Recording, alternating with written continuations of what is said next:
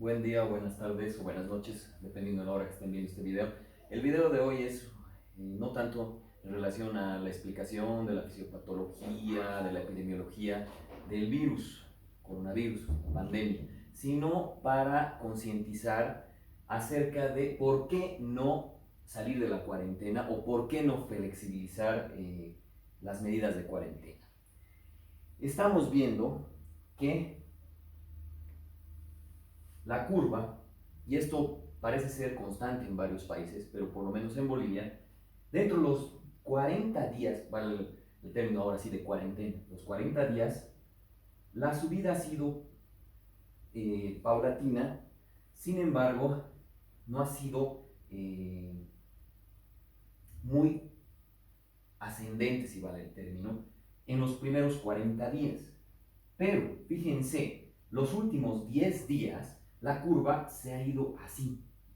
Entonces, eso nos dice que la verdad sí estamos haciendo las cosas bien, pero ahorita aflojar estas medidas, quitar la cuarentena o flexibilizarla, puede que hacer perder todo el esfuerzo que se ha hecho como país, como personas de quedarse en su casa, podría hacer que perdamos estas cosas. Entonces, muchos me han hecho preguntas en las redes sociales, personales y demás. Entonces, ¿cómo? ¿Cuándo salir de la cuarentena? En algún otro video ya he hablado sobre esto, pero básicamente hay que decir que es paulatina, o sea, poco a poco, que es regional y además es sectorizada. Vamos a hablar de sectorizada. Por ejemplo, si nosotros quitamos la cuarentena en determinado departamento, Cochabamba, pero en Santa Cruz no, de todas maneras tenemos el problema de que en qué partes vamos a sectorizar, quiénes sí, quiénes no. Por ejemplo, el transporte público. Si el transporte público le permitimos funcionar normalmente, no estamos tomando en cuenta el metro y medio o a dos que tenemos que tener entre uno y otro. De nada sirve que hagamos fila para entrar al minibús o al trufi de 2 o 10 metros si quieres, si en el mismo bus vamos a estar todos hacinados. Entonces, hay que tomar en cuenta estas cosas.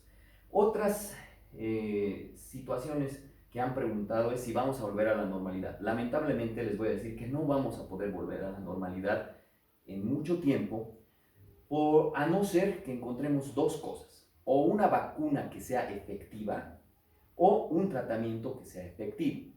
Ahora, he visto publicaciones como en Chile, por ejemplo, que dice que para quitar la cuarentena les demos un pasaporte inmunológico, vale decir que este paciente no tiene la enfermedad o ya tuvo y tiene anticuerpos. Pregunta interesante. Este tipo de coronavirus, a pesar de que me infecte, pase por la enfermedad y tenga anticuerpos IgG, que son los que duran supuestamente en algunas enfermedades toda la vida, parece ser que no nos dan la inmunidad eh, muy posterior, es decir, no tenemos pruebas de si va a ser 3 meses, 6 meses, un año, 2 años o por toda la vida. Entonces, esa es una cuestión que invalida esa posición de dar pasaportes inmunológicos. Ahora, como les decía, para volver a la normalidad necesitamos o que haya una vacuna efectiva que nos dé una inmunidad adaptativa eficiente o un tratamiento protocolizado que funcione. Ahorita todos los tratamientos son in vitro y no in situ y no hay ensayos grandes por medicina basada en evidencia que sean muy específicos y seguros. Por eso es que salen un medicamento, sale otro medicamento, puede ser que sirva, puede que no, pero no están todavía protocolizados. En muchos países hay otro problema, la discordancia entre el gobierno central y el departamental, o como en Brasil el estatal y eh, el federal y el estatal. Es decir, el presidente dice una cosa, el gobernador dice otra cosa, o dice guarden cuarentena, el otro dice no cuarentena. Entonces, si la cuarentena no es 100% efectiva, va en desmedro de nosotros. ¿Por qué? Porque estamos haciendo el esfuerzo de ¿qué? De hacer una cuarentena, estamos como país perdiendo recursos, nuestro aparato económico va verse afectado, ver más pobreza, etcétera, etcétera. Pero es como cuando tienes un pie diabético. Tienes que amputar de la parte sana. Si amputas un poco más abajo de la parte necrosada, de todas maneras vas a tener que volver a amputar. Y es lo que nos puede pasar. Entonces, si uno dice una cosa, otro dice otra cosa, tenemos problemas. Otro punto que he visto en las redes sociales, los mensajes alarmistas y de fake news. Noticias falsas. Por ejemplo, que el virus no existe. Esa es la noticia más tonta que he visto, ¿no? Otra, que el virus lo han puesto para poner antena 5G. Otra, que es muy peligrosa, es que la vacuna no sirve, que esa vacuna no sirve y que solo están haciendo todo el show para controlar tu país, para que se endeude y después controle tu país. También otra que es peligrosa, sí, la vacuna es que te van a poner un pedacito del virus y te vas a infectar. Sí, es un pedacito del virus si quieres llamarlo así, pero en relación a que te vas a infectar, sí tiene algunos riesgos. Todas las vacunas no les voy a negar que tienen riesgos, pero meterle eso a la población ahora de que meterle un pedacito del virus es como que da miedo y no vas a querer usar la vacuna. Dios quiera tener una vacuna. Si tuviéramos ahorita una vacuna, como les decía al principio del video, para llegar a la normalidad, vacuna efectiva, tratamiento efectivo. Entonces, todas estas noticias falsas nos desinforman y, quieran o no, afecta a la sociedad, a nuestro sistema económico y también a nuestras esperanzas de volver a la normalidad. A lo que iba con el video. La curva en los 40 primeros días ha subido así. Y en los últimos 10 días se ha ido así.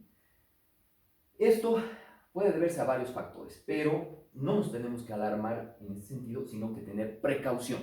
No me parece a mí que todavía se levante la cuarentena, ni se flexibilice, porque flexibilizar, por ejemplo, como les he dicho, si entro a un minibús y hago fila con 1 metro y 1 metro y 1 metro, de 1 metro y medio de distancia, igual estoy haciendo nada. Entonces, dicen los expertos epidemiólogos que 3 condiciones son necesarias para quitar la cuarentena. Idealmente, yo sé que idealmente tal vez no vamos a poder llegar nunca, ni los países desarrollados con mucho dinero, muchos recursos podrán llegar tal vez a eso, pero son 3 cosas. Una, que la curva